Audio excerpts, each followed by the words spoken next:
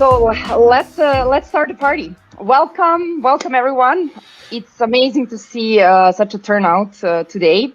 It really feels like a party.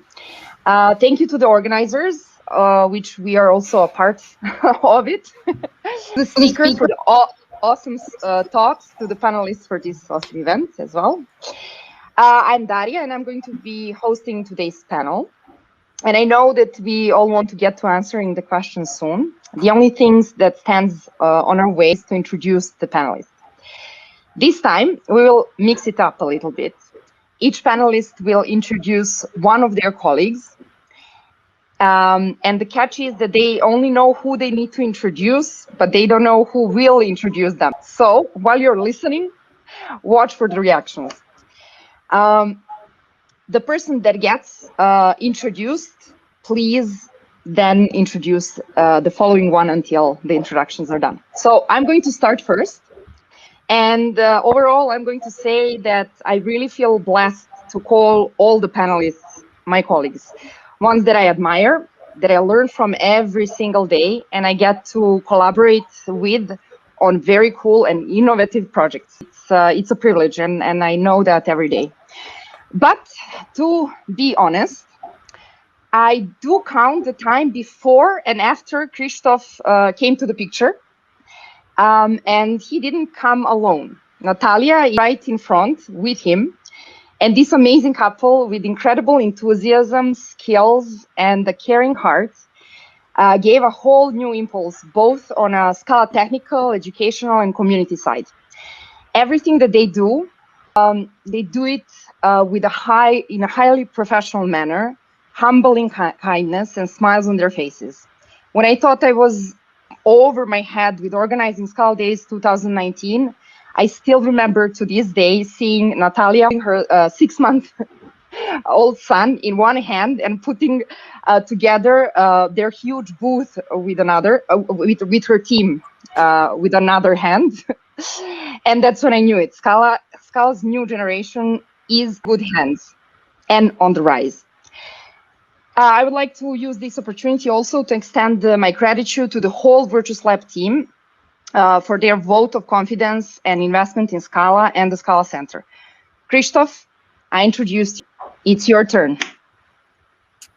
Good, Daria. I feel that I should have Natalia with me today. She's certainly watching. Yes, I'm pretty sure. So, the next person I'm going to introduce is like a man of so many talents. I hope that you will guess the name each time I mention the new thing. So, the first thing that comes to mind is like that he introduced me Spikeball, like really cool game. You should try it, especially on the PFL campus. One of the best places to do it. But that's not where there's like skills and interest ends. There is like you can put that person in Japanese. Maybe you will sing together. There's other things about like moving on using a vehicle that uses only one wheel. But that's not all. If you ever faced a problem with writing code on site or anywhere that's JavaScript and you want to use Scala, that man is the man that saved you. And now, if you ever got any problems about backward compatibility, versioning, and schemes, he always got the best and the good answer for you. So it's a pleasure to introduce Sebastian, and also take this opportunity, second Daria, and thank a lot like Scala Center for what they do, Scala and Scala ecosystem. On the hand of Daria and Seb, that is the technical director of the Scala Center. All right, well, thank you for that introduction. Seems I'm next. I'm actually surprised that my turn came that fast. I was kind of expecting there to be a whole entire circle until we would circle back to Daria. But it seems that big circle is going to be broken right now, because I'm to introduce Daria Jovanovic right now. It's it feels weird to introduce Daria because she knows everyone knows her. Somehow she manages to connect with everyone, understand their needs, make people connect between each other, solve human issues that us poor programmers don't always understand. And on top of all of that, she manages to lead our team, make us advance where we get stuck. So that's very, very nice. One thing I'll say is that Daria is basically the entire opposite of me.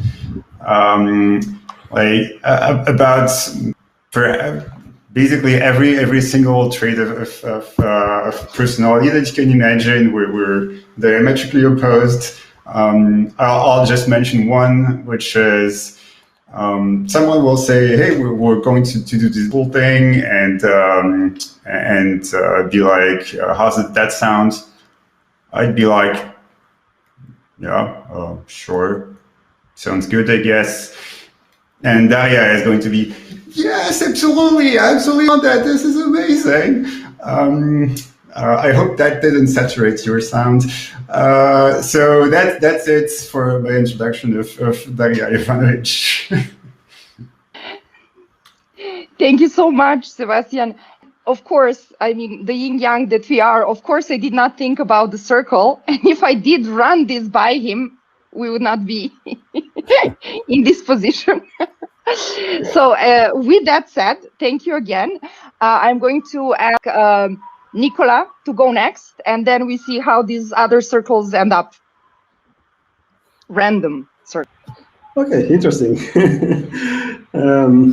So the person that I'm going to introduce is someone who works quite on the Dotty code base. He's always hacking like me. He has also taught me a lot about Scala, like maybe some of you as well. And I basically learned Scala from him. So you can guess that that's Martin Odersky, creator of Scala and basically main contributor of the Dotty code base. So Martin, I'll let you continue. Thank you, Nicola. Yeah, so it's my pleasure to introduce Guillaume Martres, also called, goes under the GitHub handle Smarter.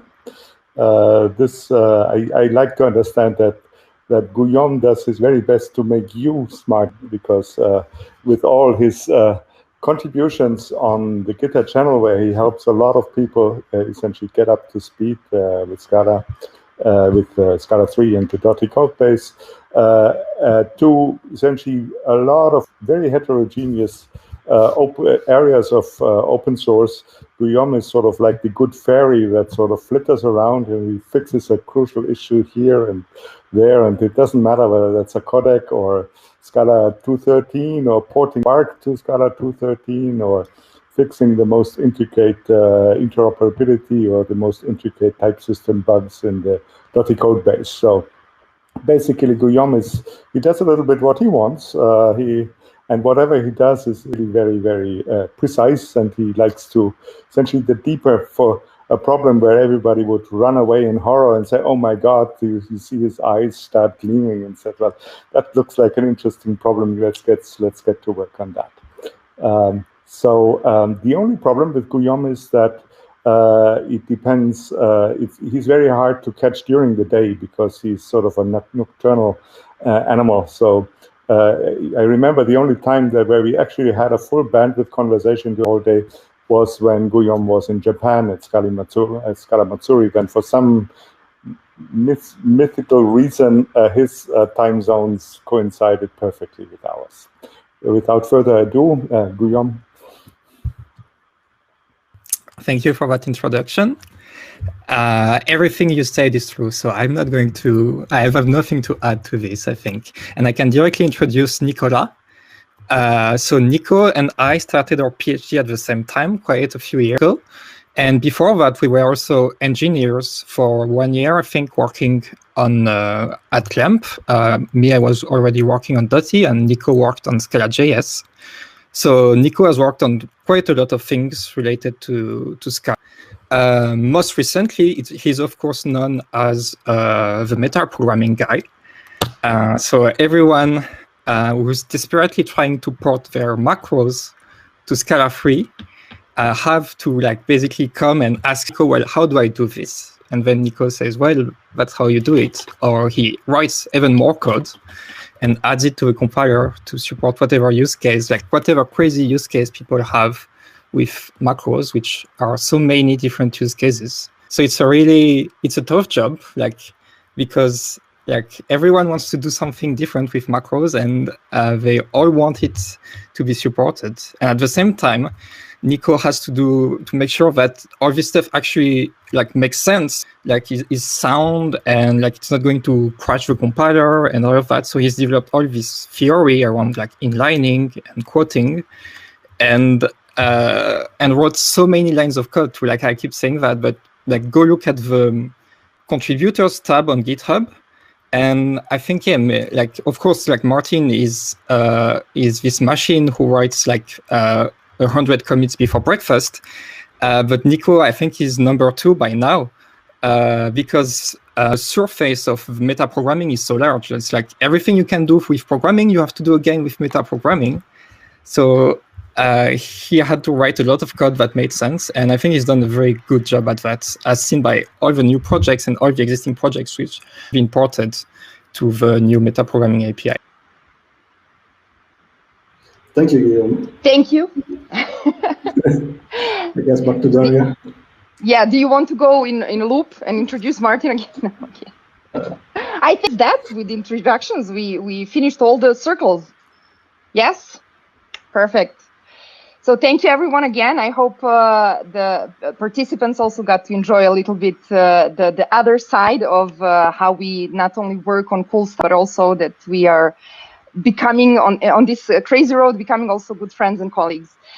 Without further ado, I'm going to jump to the questions that have been asked by the speakers at the end of their videos. For those that are just joining, we have been watching 4 beautiful videos, and at the end of each, we had 1 question asked. So I'm just going to ask Christoph if this is true. Are the 4 questions all 4 for Martin, or is it for Daniel? That's one thing that I did not touch base Technically said Martin, but I think we can extend it to the whole panel.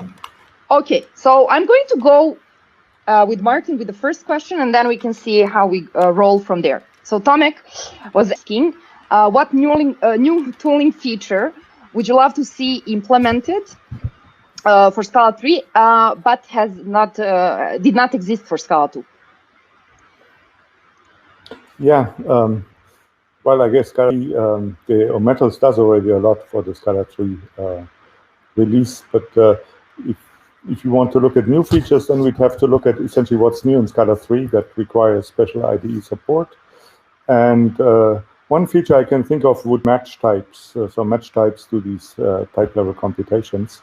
And I think it would be cool to essentially see more essentially open them up a little bit more. So for instance, to see how a match type would use. So you have essentially a type that computes, and you have a special instance of that type, and you expect it to be equivalent to some expansion of the type. It would be actually be nice to be able to single step through those expansions to see, okay, this type is the same as that other type, it's the same as that third type, and yeah, finally it's the type I expect, or it's something else. Because in the error messages of the compiler can give you some help, but not. It's probably the compiler can't really know what parts of these things are of interest to you. So if you can do it interactively, that would be a big help. That was generally, I think one can extend it to, I think, all the metaprogramming things. So maybe I should bounce off the question to Nicola. What kind of IDE support would you want to see for the metaprogramming? Yes, actually, that was already kind of covered, because he talked about this prototype that Guillaume did a couple of years ago, I think, that used the expansion of the macros to create new code and actually expand it. But the first thing would be just to have the IDE be able to expand it there probably in a little pop-up window, like when you hover or something like that. And ideally make it a bit interactive so we can kind of step through it or something like that. That would be, I guess, really interesting and really, really helpful. That's excellent. I wanted to ask Guillaume next. He's less known as a tooling guy, but he's working with students and every year needs to make magic on that front. So, yeah, I have a lot of opinions about that. And as Nico said, I had a talk like at the last real-time Sphere, like the last live Scala Sphere, where I gave some, like I made a demo and I think people enjoyed that. But for going from that demo to a real thing in production is going to be complicated because it's a lot about like user experience. Like how do you, inlining and metaprogramming is complicated. And there's many, like it's not clear how you go from just like this IDE where you're typing code to something that can like give you interesting expansions of various things. Like how do you tell the IDE what to do where, that kind of thing. So I think it's going to take some time to realize that. I think it's also useful to look at what other languages have done. So I think the most well-known is Racket has this macro stepper thing because like macros in Scheme are a big thing too. And there's probably like some ideas we can take from that. And yeah, I'm like hoping the metals people like make all that magically work, so I can work on the type system instead of the user interface. But it's a tough job. And I guess typos, right? So what you demonstrated, there's typos and these sort of things that you can sort of, given a type, you can make immediately a match expression template that just needs to be filled in. Then these sort of things. Amazing, thank you for that. I love the fact that you started. I have opinions on that. If anybody would ask me who am I working with, I would say with very opinionated people, and not only in tooling, but any other question for that matter. This is actually a very interesting topic, and both Christoph and Sebastian, I'm sure you have what to say. I'm first going to give the word to Sebastian, because we recently had this really cool tool built at the Scala Center. So would you care to share some of that, plus to say what would be, what would you like to see next as well? Well, you did not at all orient my answer. Well, I guess you're referring to Scala3 Migrate, which is really a nice tool. It deserves quite a lot of love. It still needs a lot of people to try it and test it extensively. But the idea is that it's an assistant for you to migrate from Scala 2 to Scala3, and it will help you with all parts. But Tomasz already talked about it, so I don't want to expand too much on that one. And one would argue that it's a tooling for Scala 2 and not so much for Scala 3. As for the future, well, I'm a bit biased here. And technically, it's not related to Scala 3 in any specific respect, but I would really like to see a Scala.js debugger, something that allows you to really step the Scala.js code, which you can kind of do within your browser using source maps and stuff like that, but it's not nearly as good as it should be. And in any case, you don't get to like inspect your Scala.js data structures. You see the JavaScript encoding that's behind. So you see the Scala.js code, but you see the JavaScript data structures, which is perhaps even more confusing. So that would be my answer. Scala.js debugging tooling. Thank you, Sebastian. You know that I'm plugging in Scala Center and the team and the work that we are doing. That's why I'm giving you those questions. Come on, promote us. So Christoph, very exciting things are happening on that in that field within Virtus Lab. Is there anything you would like to add, or maybe have a wish, or already is cooking? I wish I can tell you everything that we are preparing with Scala Center. It's not ready yet to be reviewed, but what I can say that hopefully a year or two from now on, maybe less, Scala will be much easier. And this is my main goal, the goal of my team. Scala is much easier to use for everyone. Well, from your from your mouth, but we are really hard working all on that. So hopefully soon enough we could also share more details. Okay. I will give something concrete. The thing I missed mostly is the expression evaluator in debugger in methods. And I hope that something will change in the future about that as well. Perfect. Really cool question, actually. We are now moving to the next question, which comes from Daniela, and which is a really beautiful question and very important one. So I'm going to read exactly what she asked. So, where people can learn about Scala 3? What are the resources or courses? What do we have out there that can help us learn more about this new powerful Scala language? Martin, I guess this really needs to start with you. Yeah, so we actually have been quite busy as part of what we did to also develop teaching materials for Scala 3 and courses for Scala 3. So one part of that is the Coursera course. So the first two courses on principles of functional programming and functional programming design, they have both been re-recorded with Scala 3 as the language, and some new content where it essentially makes use of the new features of Scala 3. So things like givens and enums, of course, extension methods, opaque types. So all these things are in the set of new courses, and they should be released at about the same time when we go into Scala 3 final. So that means in some weeks the courses are in principle done. So I think they're just doing the last editing touch-ups and they're ready to be released.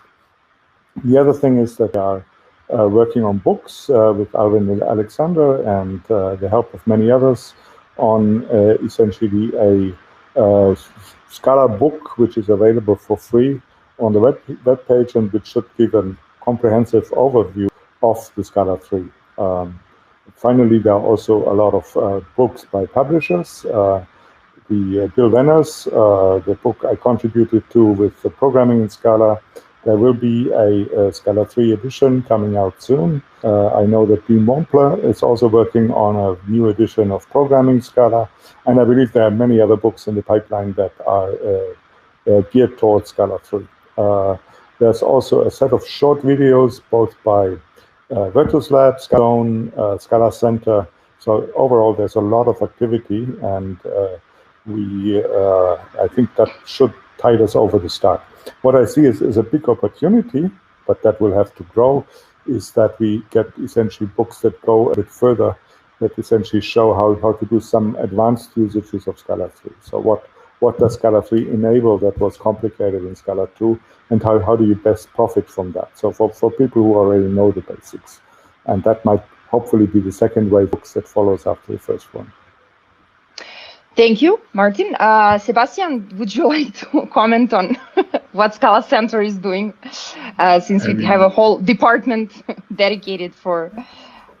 Yeah, sure, but I mean, Martin mentioned it all, right?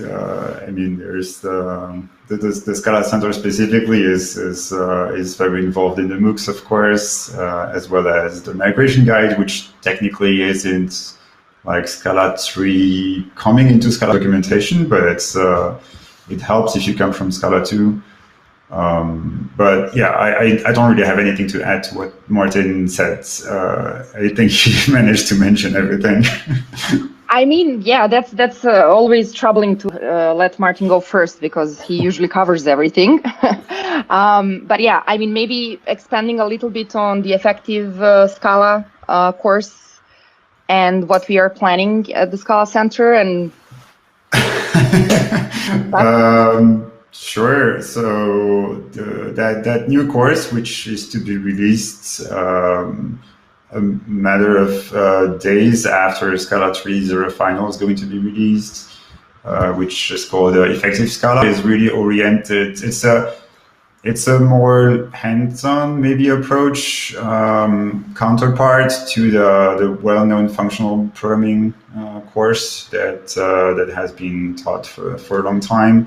This one is it's the intent here is how do you get a non-Scala programmer from no Scala experience to being somewhat productive in a Scala course, and so this is basically what it's all about. It's less into some of the theoretical aspects like recursive proof, stuff like that, and more on the practical aspects of manipulating Scala as a language. As a functional language, but also as an imperative and object-oriented language, like most of us do on a daily basis, basically. Thank you for that. So yeah, it's coming soon. It's about 6 weeks course. It's aimed really at let's say, yeah, companies can train their own employees and fast track them to Scala if they need. That's a need that we located or identified as a Scala Center, I think it's a year and a half ago, and Julien Richard Foy with Noel Welsh have authored this. So it's very exciting and we cannot wait to release it, but of course it goes with the release of the Scala 3 and then this course will follow, so hopefully in May, but I didn't say that. Okay, so still in speaking about education and where you can find some resources and what's happening in that area, Christoph, would you like to go forward with the Scala Zone and other initiatives that you're having at Virtuous Lab? Yeah, so as Martin mentioned, Scala Zone is the portal with the courses and productions and lessons, but it's really aimed as initially for beginners. The structure is that way that you can basically pick any topic you want, like learn it and move away. That's one thing, and it will continue to grow. There's multiple lessons, multiple courses. So like strongly invite everyone to one there to join. And also, there's a big thing like if you want to contribute, just like we started, but it's like we don't want to own it. Something you want, piece of library or anything, invite everybody to contribute and share. And the second area where we try, I mean, I'm not going to tell them they're like source of learning because I mentioned all of them. We try to make Scala documentation a bit better. So I hope that will be easier. Yes. Yes, that's something that we're also collaborating on. I'm just going to add videos that Martin mentioned, Sebastian second, and I'm just going to underline it. We are doing this 15-minute videos, short videos that are called Let's Talk About Scala 3, and it's basically a Scala Center team for now and some contributors, and hopefully it will grow also as we go, trying to pick and choose things that are interested that can, if you are just starting with Scala, they can be like, oh, this is an interesting thing. If you want to see the difference in Scala 2 and Scala 3, we are speaking about tooling and so on, and it's on YouTube and it's free. So good. Now, speaking still about the education, we have PhD students that are teaching all the time. Is there anything you would like to add to the topic or see bettering in the future? Nico, Guillaume? You can say everything was said. I'm going to accept that. Yeah. Fine. We move on. Okay. So the next question, by the way, speakers, thank you very much for your questions, is the question from Wiem. Is there a plan? I hope that we get to the audience's questions, because at this rate, we're not going to get there. It's very true. Some encouragement to my fellow panelists to speed up the answers. Along. Krzysztof, how much time do we have left? That's he's a timekeeper. So almost an hour. I think we can speed up a little bit. Okay, let's speed it up. But this was a warm-up. I'm sure that things are going to start getting faster. Okay, so is there a plan to enable SAM to a trait that has polymorphic functions? Who wants to take this one? The answer is yes. Okay. Whenever I get there. You see? Okay, now we have a complicated question. No, I'm kidding. Is this really your answer? I mean, yes. That's it? Yes, but we don't know when. Exactly. When I get time, which is very difficult thing to quantify. When you get to go to Japan and actually be in your time zone. Okay. Okay, Daniel's question, which I'm going to try to read and not stumble. What features of Scala 3 are you most excited to see the community adapt? What are things that you expect will give rise to a whole new class of expressiveness, safety, and comprehensibility that never could happen on Scala 2? And what are the features that you believe will benefit the ecosystem most? We said one question. This seems like... That's a bunch of questions, yeah. Pick your favorite and say yes or no when we move on. So I guess the most interesting area is the whole redesign of implicits to givens, which essentially we cleaned up a lot of things. We added new power with context function types, and we also added new power with essentially the sum and from, where for the first time you can actually try to get an implicit and fail at compile time and do something else, which wasn't possible before. So these things give you a lot of new capabilities. At the time, we removed lots and lots of traps and pitfalls where essentially the previous definitions were so that it was very hard to do the correct thing. So I'm really thrilled to see how that gets adopted. I do hope that it gets adopted for making implicits less mysterious and simpler and more expressive too. I really would like to get to a situation where implicits are something that people dread to something that will embrace and say, well, this is really fantastic what can be done with it. And often implicits or the new givens are actually a very suitable solution that can do things that are very difficult to do otherwise. So we'll see, but it would be great to sort of work with the community to develop a better future for givens. Thank you. Do you choose to answer any other questions from that list, or does anyone want to expand or shortly expand? Stay their favorites? Now I'm afraid that we are losing time, so. Well, from the macro, sorry. Go. Yeah, from the macro part, I hope to see more adoption from the quotes API, the quoted code API, because that helps a lot with safety and the comprehensibility of the code of the macros. And that's something that we have seen in all the community build projects that we have ported, that every time we port something, it becomes shorter, simpler to understand, and much simpler to maintain afterwards. Really good, thank you. Guillaume, I think you wanted to say something? Oh, not particularly. I guess my favorite thing is just better type inference, which Daniela already talked about in her talk, which I'm excited about. And it's something that people who are migrating code from Scala 2 don't necessarily see, because they've written their code to compile with Scala 2. So they only see the situation in which Scala 2 compiles their code, but Scala 3 doesn't. And they don't see all the situations where the thing they wanted to write knows in Scala 3, and they don't need the workarounds they needed in Scala 2.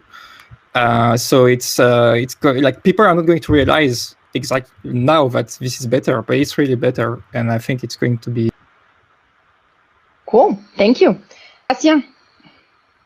Nothing? No. How about real union types in Scala.js?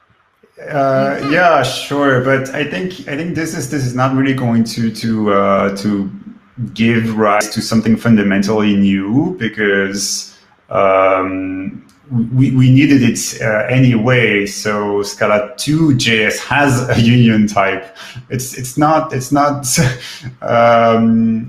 It has its shortcomings, and it will be nice for the shortcomings to disappear with the true union type, but I don't think it will fundamentally change anything. Since we're speaking about the union types, I guess this is not really the spirit of the question, but I'll answer. I actually dread what the community is going to come up with using union types. I keep seeing people trying to use union types in a clever way to remove boxing in lists and options and all sorts of, or either by using union types instead.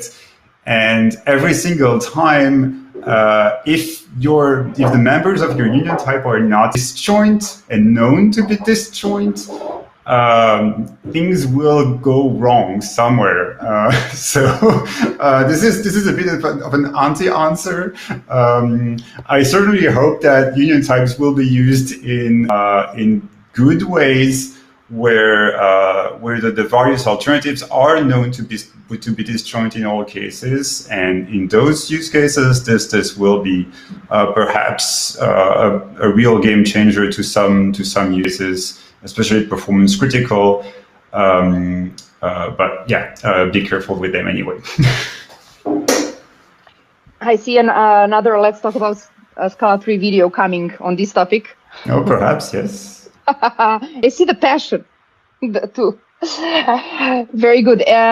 Christoph, is there anything you would like to add? Do we move on to finally answering some of the questions from the audience? Yes. I would say only tasty tools that will come out of that. Okay, cool. Yes, tasty and tools. Okay. Well, that was fast.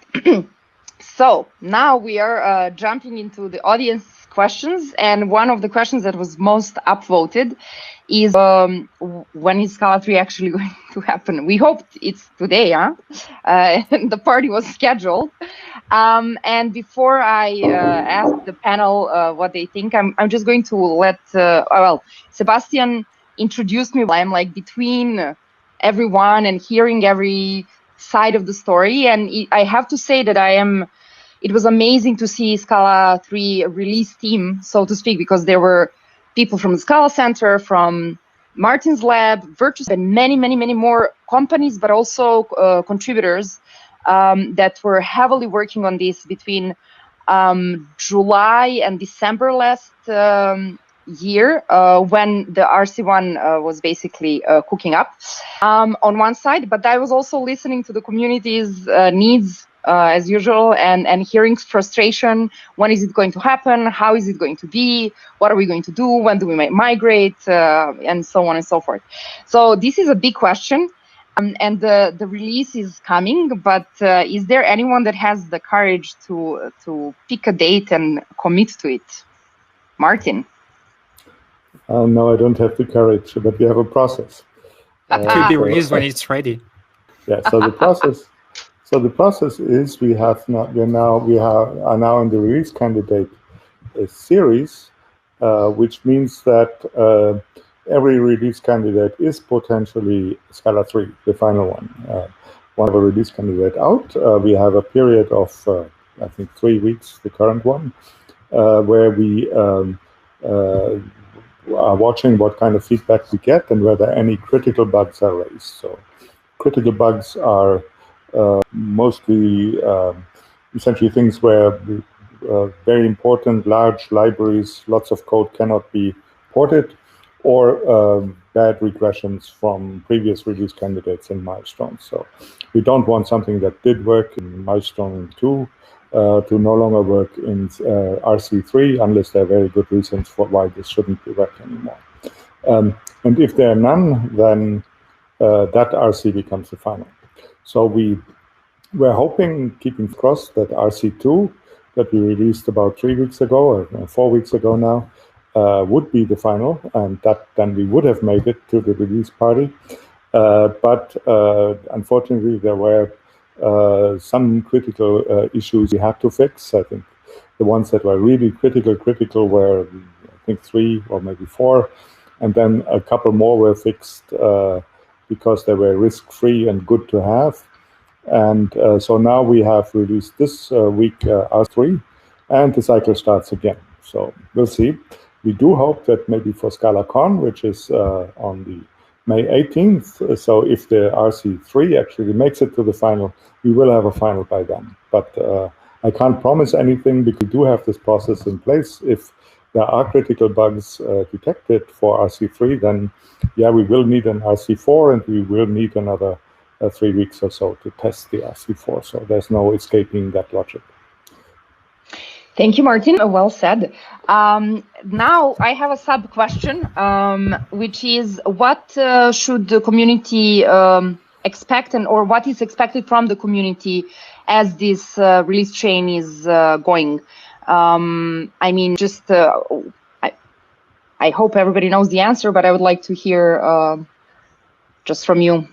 What is it that the community needs to do during this period? Well, I guess try out the new releases, republish libraries for the latest RC.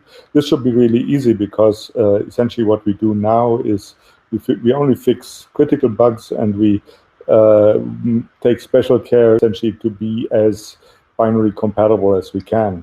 So only if there's something in extreme cases we would fix something. So usually a library should port by just changing the release number. So I don't really expect any problem there. But if there are problems, then come back as quickly as possible to us so that we can essentially fix the things and reset the clock. So ideally, don't wait 3 weeks to raise an issue. If you raise the issue now or next week, then we can react faster. Perfect, thank you. Guillaume, do you want to restate your opinion about?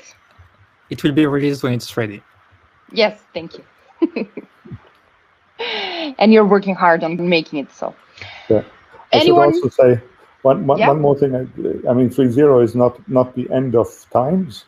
We will have a regular set of releases after 3.0. So 6 weeks after 0, we will have a 3.01 and so on. So essentially, we will keep to the 6-week release schedules for bug fix releases and potentially minor releases that add new things. But we will have a strict guarantee, a restriction that we will keep binary compatibility. So that means forward binary compatibility, I should say. So everything published for 3.0 you can use from 3.01 and 3.02 and 3.1 and 3.2. So these sort of things. But there will be regular releases with more bug fixes coming after 3.0. Okay, thank you. And on that note, there is a question that actually starts by asking what happens after. So the actual question goes like this. A general question on the roadmap for Scala 3.1, onwards changes, and SIP process. And I know who asked this question. I get pinged on this topic quite often. The SIP process put somewhat on hold going from Scala 2 to Scala 3. Will this change back to normal? And when would it change back? Who would like to take this question? I'll take it. I'm going off the... So I'll start with the end of the question, which is, yes, the SIP process is going to go back to normal. We tried very hard in the past 2 years, 2.5 years, to push Scala 3 through the SIP process, an amended SIP process that accounted for the change of major language version. And to a reasonable extent, we managed to do that. All of the significant changes went through discussions, went through some period of feedback from the SIP committee, from the community, and sometimes we didn't manage to do it all the way we would have liked, but I'm still reasonably happy with how our events unfolded. From now on and into the future, we definitely would like to go back to a more normal SIP process where things are vetted before they enter the next release and stuff like that, which will be helped by the new experimental status of some language features that are gated by they're in the case, but you can only use them in a compiler nightly, which helps to experience them if you're really into experimenting the state of the art and the edge, but without giving basically the ability for experimental features to leak too fast into the ecosystem of libraries, because that happened during the Scala 2 cycles with a bunch of features, and whatever was shipped first ended up being the de facto standard that we could not change anymore. And this is something that we'd like to avoid, and that this experimental state is going to improve, and which will also help us more properly follow a reasonable SIP process going forward. Now maybe I'll ask the beginning of the question, which was the roadmap. Well, I think we'll still be to some extent into a bug fixing mode even after the release of Scala 3. We are, as Martin explained, the RCs are there for critical bug fixes, the ones that we could not fix afterwards or that would completely destroy the ecosystem, that make it dead on arrival.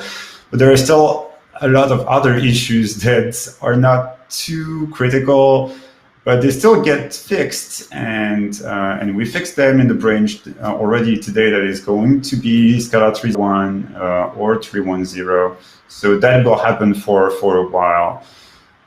Whereas in terms of when is going to be 3.01, when is going to be 3.10, that we don't actually know. What we know is that we will have releases every 6 week-ish, just the way that happened before.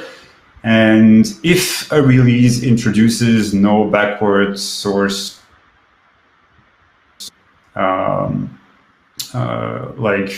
I think my video froze. Let me try to, We can still hear you, but okay. It's back. Sorry. So basically, depending on whether the new release introduces some kind of feature, be it a library API or some additional language feature, as small as it be, then that release will be a minor release, and otherwise it's going to batch release. But irrespective, there's going to be one every 6 weeks, basically. Thank you very much. Very detailed answer.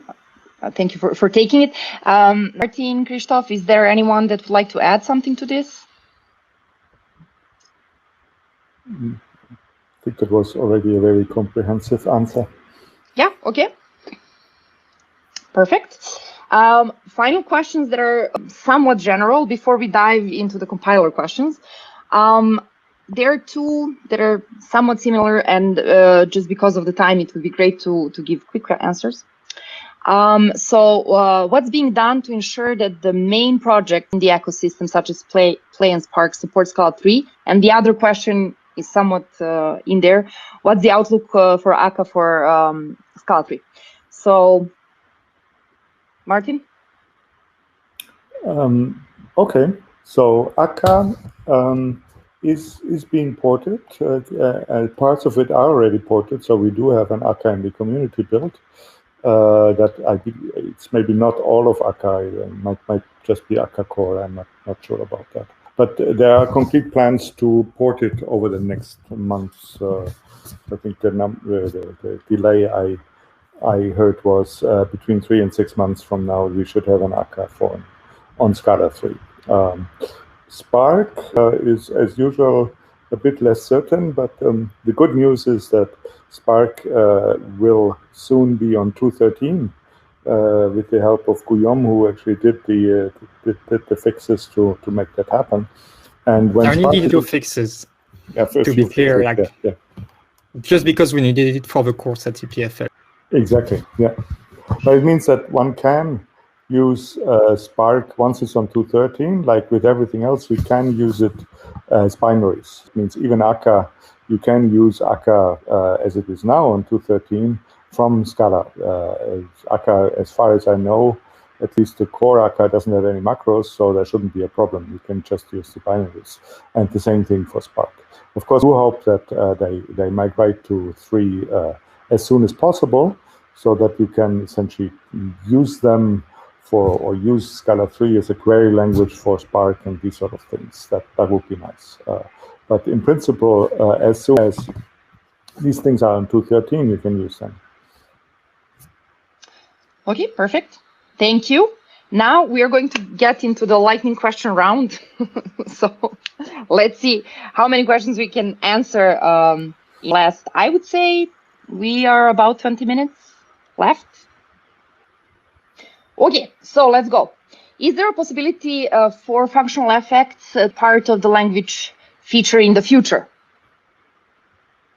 I'm not actually sure what that means. What are functional effects? And I mean, how is it different from just tagless final or monads or things like that are already supported? So I'm not sure. The other thing that is also a good question is, will Scala 3 support algebraic effects in Java, which are sort of another way to express effects? And again, I think we have already some interesting ingredients for that. In particular, the context function types should be very useful for that. And there might be more coming. We're actually currently on the research side of EPFL, we're working on that. And who knows, something like that might come out, but not in the next couple of years, of course. Thank you. Anyone else? Anything else? Next question. Let's go. So let's see. With GraalVM gaining traction, does it change anything for Scala native? Sebastian? Yes, of course. It does change things. It doesn't mean that it obviates the benefits of Scala native. I think both are, I wouldn't say like entirely complementary or orthogonal, of course. Some use cases are definitely addressable in both systems. I do think that they have their own strengths, each one. And if your use case happens to be in one of those specific areas, then one or the other might be better suited. For example, GraalVM is definitely better at taking your existing JVM application. Like if it's not only Scala, but also Java, Kotlin, as a whole, if you want to make that work on a native environment, then Graal native is probably going to help you a lot better than Scala native could. However, if you intend to develop an application specifically for the native environment in a way that interacts with native code much more than it interacts with Java code, then Scala native is the right tool for you, because that's what it's good at. It's also very good at compiling in a much more reasonable time frame than Graal native is. So Graal native is fine if your application actually runs on the JVM at all.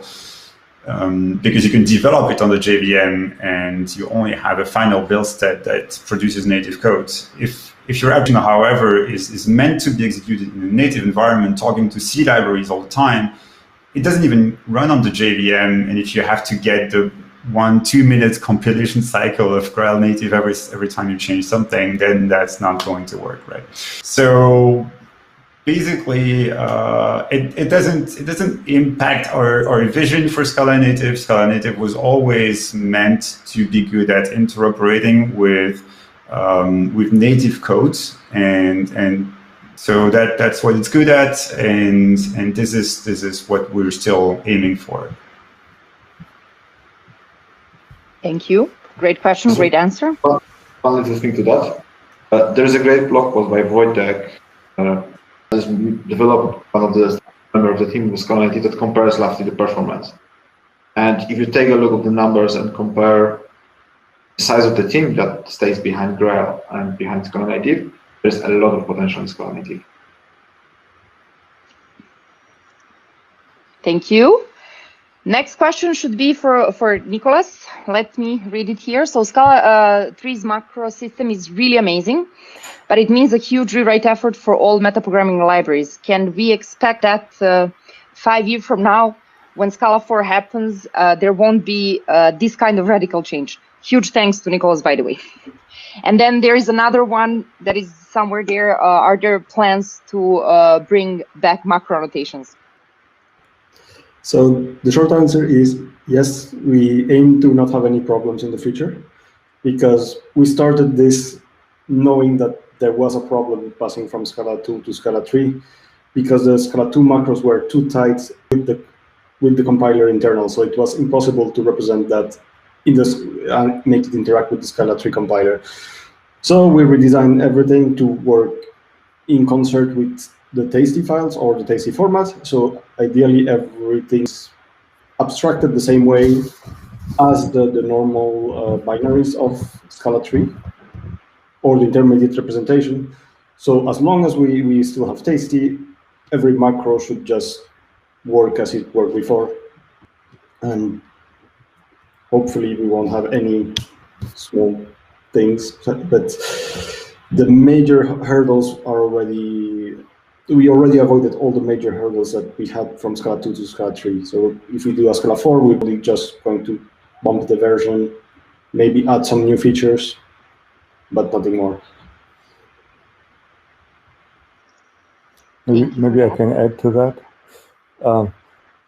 So one was that when the Scala 2 macros were developed, we were of course aware that essentially they had an impossibly tight connection with the current compiler, and therefore we could not possibly standardize on them. And that's why from the beginning they were labeled experimental. Only they were too damn useful to people, so everybody adopted them anyway. And that essentially got us into the pickle we're in now, that we have essentially a macro system that was widely used by the community, and we just couldn't keep compatibility because of these restrictions.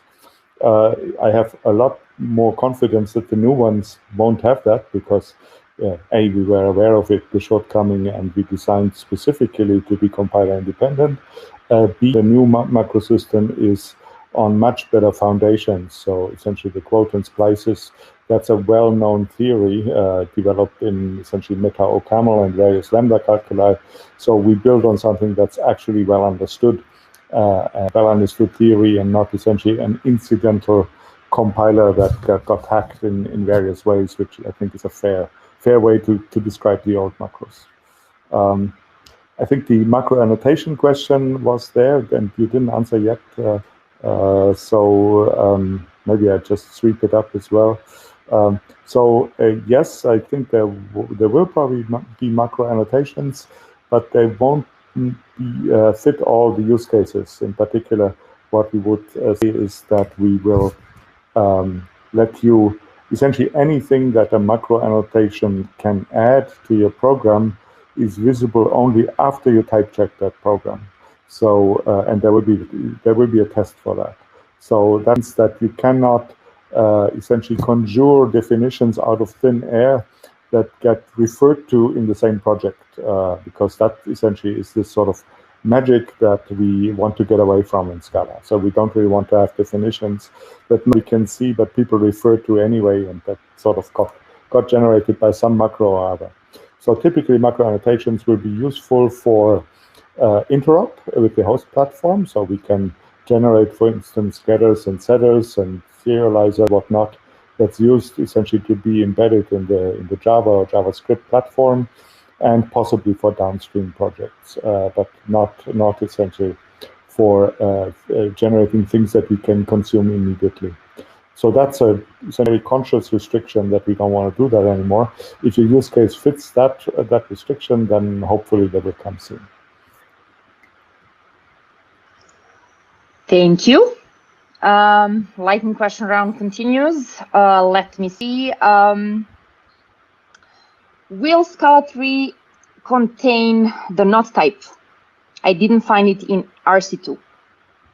It's called not given now, but it's there. That's unfoundable. I double-checked, it changed five months ago. Okay, we don't need to... I mean, let's be kind. Okay, so there are two questions that have to do with Scala.js.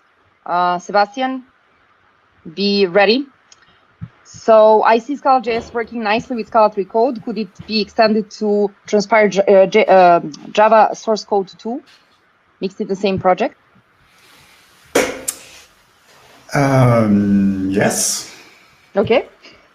So Scala.js, the way it works is, well, you probably know that on the JVM you compile Scala to JVM bytecode, and then the JVM compiles that to native code and executes it. Scala.js uses a similar mechanism where we compile Scala code to SJSIR files, which are then compiled to JavaScript. And these SJSIR files are actually very close in concept to Java, but plus interop with JavaScript. And so, yes, we can write a compiler from Java source code to these SJSIR files, which could then be linked together with a Scala application to get your Java plus Scala mixed code base working in JavaScript. And we have a prototype proof of concept kind of thing that does that. But it's nowhere near usable in a production environment. So if someone wants to pick it up and bring it to production quality, I'm happy to help.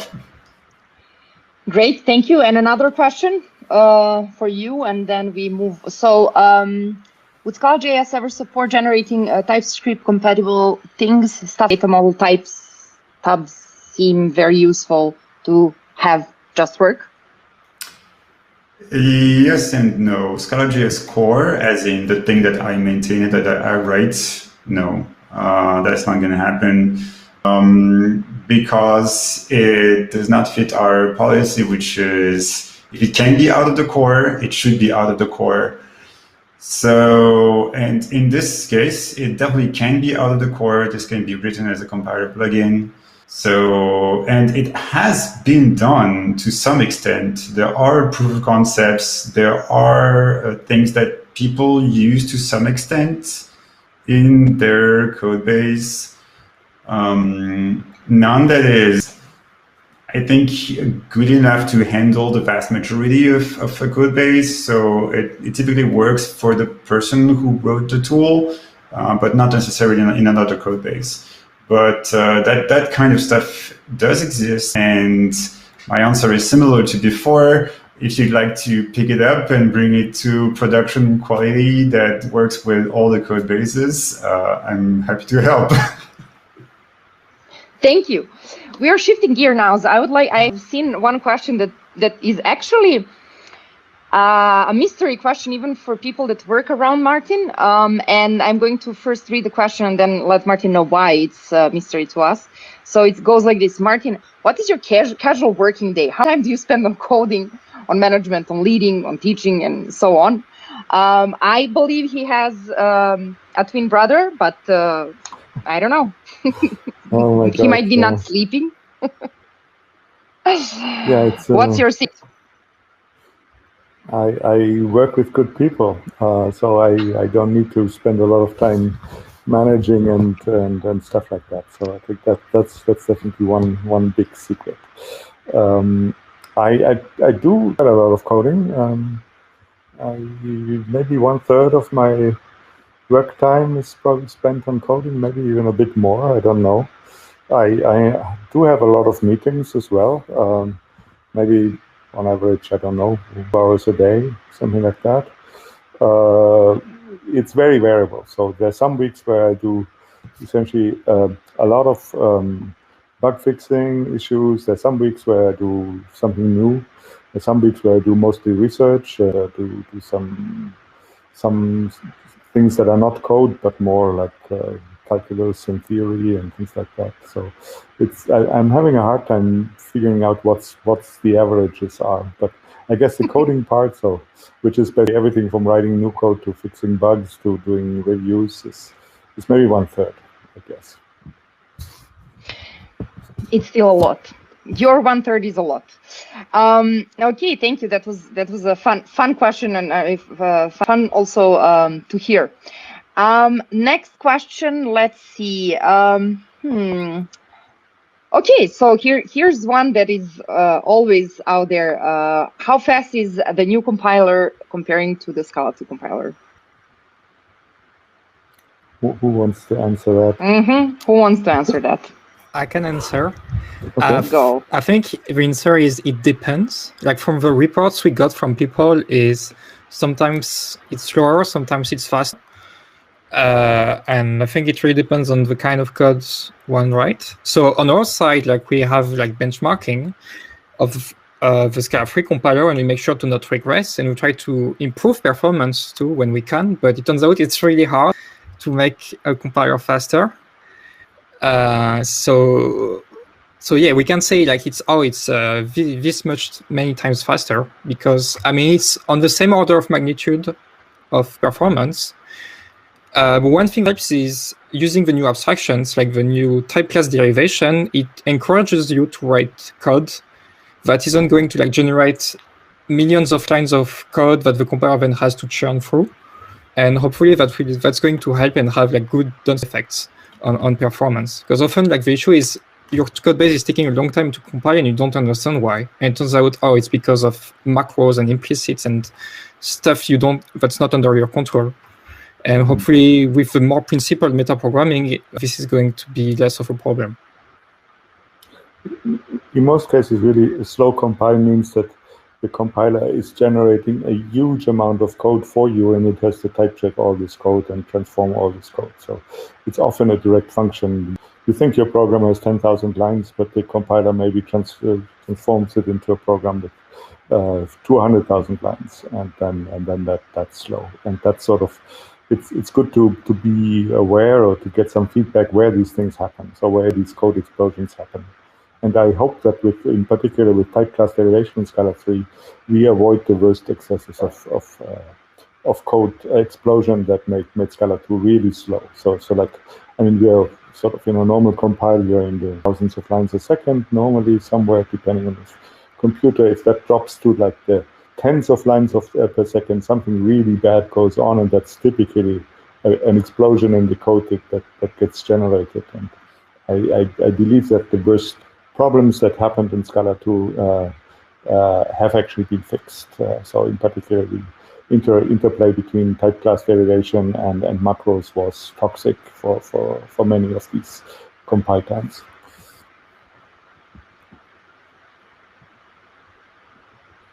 Okay, thank you. I'm back. There was a little issue. Cool. Let's see. Metals. So, will teachers be using IntelliJj Idea?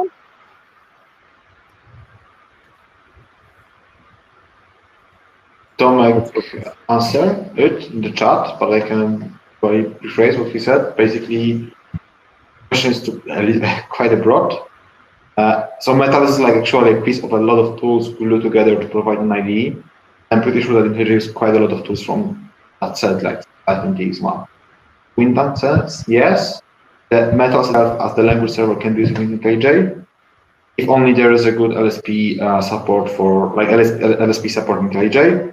And yes, Metals might be used as it is in IntelliJj. In terms of code bases and using the features, I think the compiler is like the most shared code base between IntelliJj and Metals. Because like IntelliJj uses like really their own platform for maintaining types and so forth and so on. Metal is completely different approaches. So like both code bases are open and we both influence each other, but I do not see like really like so like IntelliJs can like pick this thing and just copy classes or just depends on and use it, unless this is like a separate tool like Scala.js. Thank you. So we are getting almost done with the fast question. I mean, what I imagine being lightning questions, but they obviously need a little bit more time. So let me see. There was one. Are there some plans to improve for comprehension in Scala, in particular, to make it work like F#'s computation expression? It's a good question. I'm not sure yet. So F#'s computation expression are very nice to use, but they add a lot of specification complexity to the language. So people often say F# is a nice functional language. It's very simple, and that's true. It is a pleasure to use, but one should also see that in terms of a language footprint, like how many different features are in the language, F# is vastly larger than Scala. Might come as a surprise to many people, but it's true. So F# is a language that is a lot more complicated than Scala in the sense that it has a lot more features, and the workflow expressions are a large part of that. If you decompose them, what can be a workflow expression, all that syntax, it's quite a lot. So the question in Scala is, do we need something like that? And I admit it's useful to have things like that, or can we essentially just use normal imperative code and reinterpret it as a workflow expression, reinterpret it monadically? And of course, there are also ways to do that. For instance, you can build functional libraries on top of Kotlin suspend functions, or you have async await in various languages. So there are ways to essentially get into that as well. And right now, it's somewhat open for me, but I tend to think that, well, we have a perfectly good syntax for code that essentially has sequence and loops and all the things that in a computation expression. Why invent a second one? Can we not maybe just have a different interpretation of the same code? So instead of inventing lots of new syntax, I would prefer to put that all in the types, to have a reinterpretation of the existing syntax as sick by essentially different types that tell you that something is essentially a monad of this or that sort, or something is asynchronous, all these things. Very good. Speaking about other languages, we have a very nice one here. How to convince people that Scala 3 is a better vehicle for teaching programming than Python?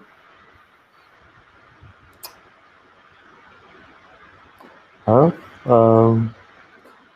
guess we have to teach programming and convince the students that it was a worthwhile course. So doing it, I guess we have to lead by example and do that. So while teaching, it's just going to naturally pick up. No, it will require a lot of effort, of course. But I think it has I think at least it's feasible. It's built. It's made for being easy to teach. So for having a useful set of features that are easy to teach. So you can teach it as a Python with types, and I also think that types in the end they help. They're not something a hurdle for beginning students. But of course, the problem is momentum. There's so much momentum behind Python. There are all these courses. There are all these resources. There are all these libraries, and one sort of has to build things up slowly. And lead by having very, very good courses that are attractive to people. Okay, and then speaking about courses and universities, we have one from, and excuse me if I'm not pronouncing this well, Karazin University. In September 2020, in parallel with the Lambda Calculus course, they are using Scala 3. They say, could we ask somebody from the .calculus team to give us a lecture or somehow participate in our course? So this could maybe also be a good way to collaborate with others that teach. What do you think? Mm-hmm. Yeah, I think that would be would be good to get somebody to do that. Yeah, that's collaborating universities and sharing. Yeah. I think we should maybe ask Paolo Garuso, because he's the one who has done a lot of work on .calculus recently. He's sort of when he went to Leiden, he has done some very nice work where he built on .calculus, and so he's the one most current on it. So the current crop of students that are currently at LAMP, they are in a sense all already post-calculus students. So essentially they take it for granted. It's there, but it was developed when they started. But there are essentially other people around at other universities and that have carried on the torch and have worked on it and have current knowledge about it. Thank you. I have one question that was quite upvoted here that might require a little bit more time, but maybe it's just a list. So what new programming patterns were invented in Scala 3 that are absent in Scala 2?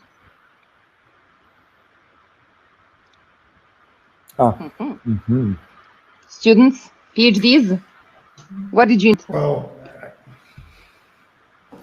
I don't think we know yet, and I think it comes back to Daniel's end of talk question, which is we're only getting to the new era where people are going to be able to really come up with new patterns, and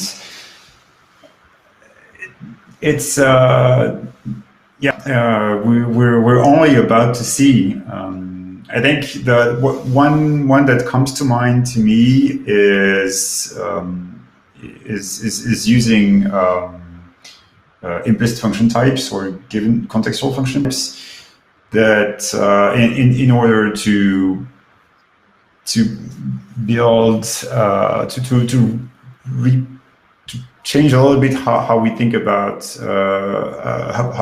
how contexts are passed in a code base, which has traditionally been either through shared state or through some form of monads, and here is a third pattern we could use. But we're only about to discover, I think. Martin? I think there will be a lot more applications of match types, is my prediction. That essentially will be a sort of a different way to go about type level computations. That's possible now, and it's sort of more direct than implicits. So we made a start with essentially putting what used to be expressed in H list using implicits. That's now just the standard generic tuples. So it's essentially a super type of the tuples you write in your language, and you have all the generic operations that were available on H lists, but now they are direct in as functions over types. So I think that's something that probably will drive a lot of, it's a pattern in itself, and it will drive a lot more evolved patterns, I think. Okay, I think we're now getting to the end. I'm about to give word back to Christoph to invite everybody for the after party. Before I do, I'm just curious, is there any question that you didn't get during this panel, but that you would like to answer, or you have been getting those questions often, either with your students or throughout the community, on contributors threads or anywhere else that you think are somewhat trending, but we're not coming up today.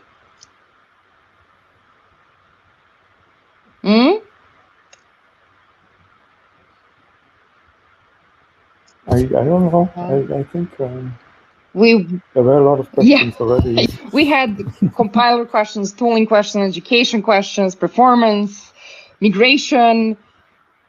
It feels like we covered most of the things. And I'm also going to say, I'm very sorry if we didn't cover all questions, but that's why the party is there, so you can continue pinging people and going to different places and continue this conversation, even one-on-one or in a online in-person group. So thank you, everyone. This is just amazing. I'm really honored to have been hosting this panel. You've been great sports, as you always are. Christoph, would you like to take over and point us to the net? I think he's reloading. Yes. I'd like to say that I like all that stream of emojis that are coming off the bottom right corner of my screen. It's very nice. Thank you. Thank you, everyone. Thank you, everyone, for being here. Thank you. Thank you.